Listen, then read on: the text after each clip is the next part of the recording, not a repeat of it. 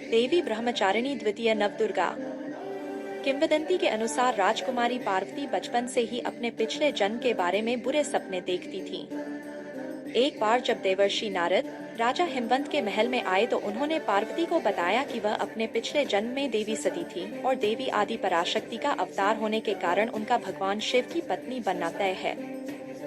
देवर्षि नारद ने राजकुमारी पार्वती का मार्गदर्शन किया और इस प्रकार शिव को प्राप्त करने के लिए पार्वती ने अपने महल की सुख सुविधाएं छोड़ दी।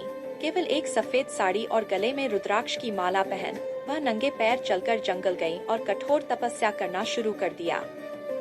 हजारों वर्षों तक पार्वती ने केवल फल और सब्जियां खाईं, फिर सैकड़ों वर्षों तक उन्होंने केवल फल और फूल खाए, फिर 3000 वर्षों तक उन्होंने केवल गिरे हुए पत्ते खाए और जंगल में खुले आसमान के नीचे सोई। इस प्रकार पार्वती ने कई हजारों वर्षों तक उसी तीव्रता के साथ लगातार कठोर तपस्या की। तब भगवान शिव ने सोचा कि अब पार्वती की परीक्षा लेने का समय आ गया है।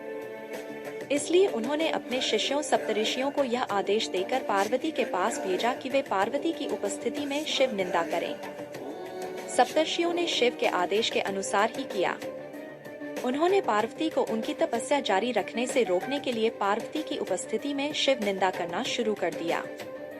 लेकिन निराश होने के बजाय पार्वती ने सप्तर्षियों को शिव तत्व सिद्धांत या शिव के सार का खुलासा करके शिव की महानता का गुणगान किया। सप्तऋषियों ने शिव का आभार व्यक्त किया कि उनके कारण स्वयं देवी आदि शक्ति ने उन्हें शिव तत्व सिद्धांत का रहस्य बताया। देवी पार्वती अनजाने में सप्तऋषियों की गुरु बन गईं।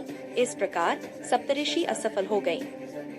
तब शिव ने सोचा कि अब समय आ गया है कि वे व्यक्तिगत रूप से पार्वती की परीक्षा लें। जबकि पार्वती को निराशा हुई कि उनकी तपस्या ने अभी भी शिव का हृदय नहीं पिघलाया है। उन्होंने सोचा शायद इसलिए कि देवी सती की तरह उनका यह शरीर भी शिव के वामांग बैठने के योग्य नहीं है।